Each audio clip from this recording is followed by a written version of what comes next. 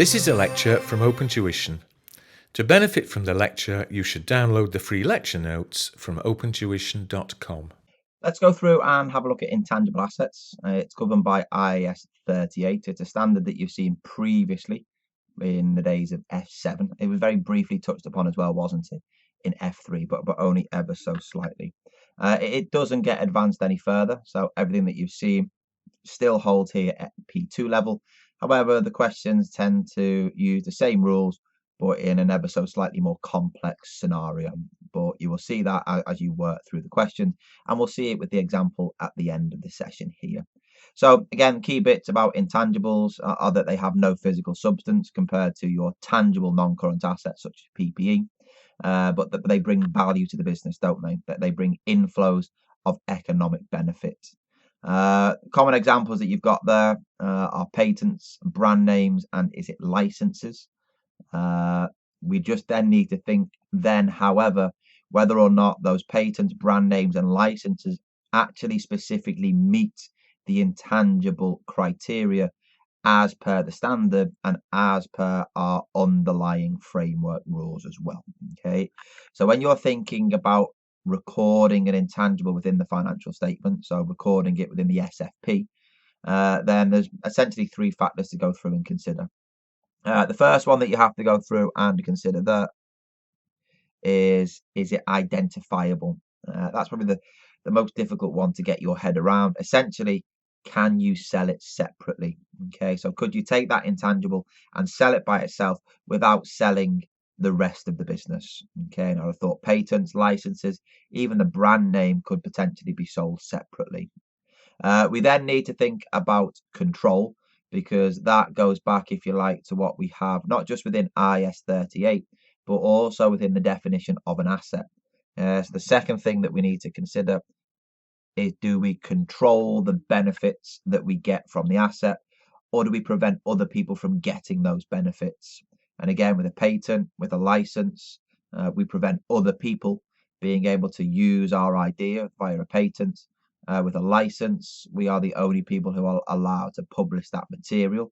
So we control the benefits, and we're also preventing other people from getting them as well. The third and final thing that we need to go through and consider is thinking about the recognition criteria from the framework. Here's a test. What are the recognition criteria from the framework? We did it right at the very, very start of the P2 course. There's two things to consider with regards to the recognition criteria. Probable, excellent. So there needs to be a probable inflow of economic benefit, and you can possibly get the other one now that we've given away the first bit. Excellent. Yeah, we need to be able to go through there and measure reliably. If we can't put a reliable figure within the financial statements, that is not going to faithfully represent the value of that asset, is it? So therefore, it cannot be recognised on the statement of financial position. So the one that tends to fall down there with our examples of patents, brand names, and licenses is your brand name. It's very difficult to reliably measure the value of a brand, isn't it? So therefore, your brand names tend not to be capitalised. What the standard then goes through and does, having considered those factors from the standard and the framework, is that it gives us some specific scenarios to follow. The first one that you've got there is looking at a separate acquisition. So that's saying, look, you buy a patent or you buy a license. How do we go through there and capitalize it? Very simple. It's just you look at your costs plus any directly attributable costs. So legal fees, maybe testing costs to go through there and get the asset ready to be able to be used in the manner that is intended. Okay. When you've purchased it, we can then go through there and amortize it, but we can only go through there and amortize it when it is available for use. Okay. And again, we amortize it over its useful life. Research, nice and simple, is essentially just scientists playing around for scientists' sake, trying to go through there and come up with an idea that they can then develop. Again, the issue that you've got there is that there is no probable inflow of economic benefit. Until something happens, then nothing is going to arise, is it? So therefore, Those research costs are expensed immediately. Okay, they're written off through profit or loss and can never, ever, ever be capitalized. Your development criteria, they must be capitalized. They used to be, in the older days, there used to be the option of deciding whether or not you wanted to or did not want to capitalize.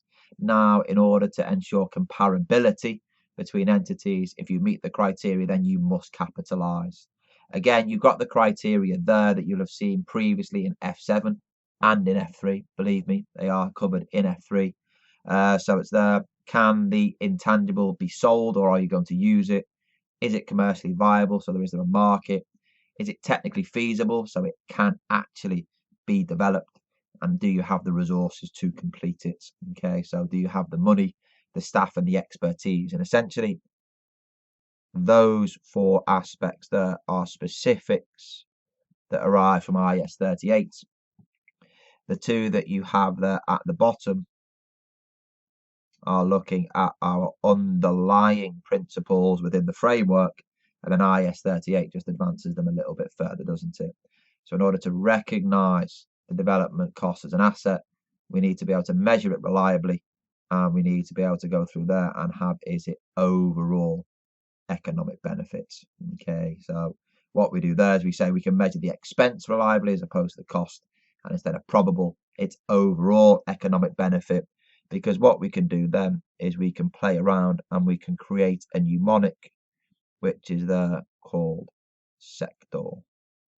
Okay, if you follow that mnemonic, it will tie in to the S, the C, the T, the R, the E, and the O. So we fudge it a little bit with regards to the framework to come up there with sector.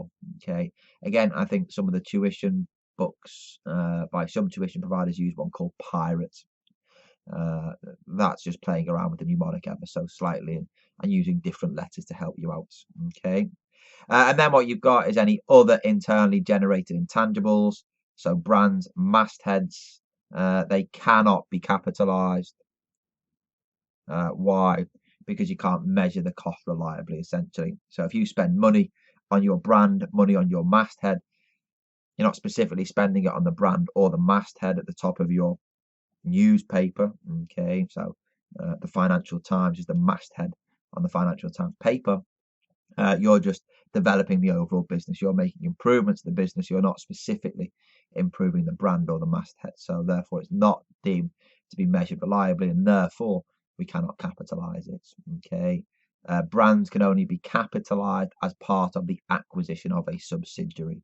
So if you acquire a subsidiary under IFRS 3, then even though there is no brand recognized within the financial statements of the sub, for that reason up there, under IFRS 3, if you can measure that brand and give it a fair value, then in the group accounts and in the group accounts only, then you could go through there and measure the value of that brand. Okay, so we would include it at fair value, and we would update S's net assets to incorporate that fair value. But that's an IFRS 3 issue as opposed to IAS 38. There isn't all that much going on within there, so let's just go through and have a chat, shall we, through the example. There's a detailed answer to the example at the back. Here, it just wants us to explain how Booker should account for the expenditure in its financial statements. So again, when I'm thinking about financial statements, I'm thinking there, aren't we, about statement of financial position, statement of profit or loss, and if you like, the statement of cash flows. So it says here, Booker is involved in developing new products. So it straight away brings you around to the world of research and development. We've spent 15 million on acquiring a patent. So the patent is an intangible, isn't it? So therefore, we are going to capitalize that $15 million at cost, aren't we? It's going to be capitalized on the statement of financial position. So there, what you're going to have is you will have, is it $15 million on the statement of financial position, and that there is an intangible non-current asset, isn't it? Okay, if you wanted as well, you could have, is it a $15 million outflow? That will be in the statement of cash flows, and again, that will be in your investing activities, wouldn't it? Okay. Then what you've got, it says the initial investigative phase of the project cost an additional $6 million. So an investigative phase, that's just a bit of research, isn't it? So that 6 million there is research, and research is expensed immediately through profit or loss. However, that research seems to have then generated as potentially some benefit, because it says the feasibility of the product was guaranteed. So that research is expense. It's never then capitalized, because we know we can get some future economic benefit. Okay.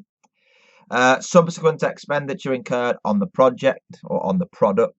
So that subsequent expenditure is that not getting it then into the development phase, and that was $8 million, wasn't it? Okay. Of which 5 million was spent on the functioning prototype, and the remainder on getting the product into a safe and saleable condition. Well, both of those are directly attributable costs, aren't they?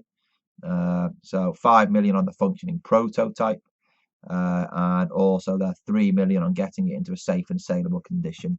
So again, that $8 million would be there as an intangible non-current asset as well. Okay, so it would be there. Would it be $23 million? Okay. A further 1 million was spent on marketing, 0.5 million on training sales staff on how to demonstrate the use of the product. So the $1 million there on marketing, that's just a bit of a jolly, isn't it? Yeah, putting the product out there, showing it off to potential buyers. And 0.5 million on training sales staff on how to demonstrate it. Again, both of those there are just going to be expensed, aren't they? They're expensed in the statement of profit or loss. The sales staff you do not control. The sales staff, they can take that knowledge elsewhere, so you can't capitalize that. And the marketing is in a directly attributable expense, is it? It's just there to be able to go through and get the product out into the markets. Okay, so the 1.5 million will be expensed through profit or loss. And at the reporting date, the product has not yet been completed. So therefore, there will be no amortization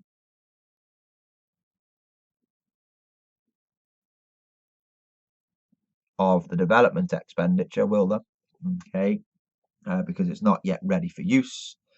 However, you could argue, though, that the patent that we have bought, if that patent has a finite life, we could go through and begin to amortize that patent over its useful life. Yeah, because we have bought the patent, it is there likely for a fixed period of time, so we'll begin to amortize that patent from when we purchased it. Okay. However, because the actual prototype and the development is not actually yet fully completed, there's still more work to be done, then we are not going to amortize any of the development expenditure. There we go. So that question there, even though it wanted us to explain, and we have explained it, and the written answer is there within the notes and the answers to the back, that could also be a question that feeds into the group accounts, couldn't it? Imagine Booker is the parent, and Booker has maybe not yet accounted for those costs. So what we would need to go through and do there is, within Booker's books, the parent's books, we would need to include the 15 million, we would need to include the 8 million on the statement of financial position. We'd need to expense maybe the 6 million and the 1.5 million. And again, that goes through profit or loss, doesn't it? Which essentially is going through the retained earnings of the parent. And we see the retained earnings of the parent, don't we, within working number 5.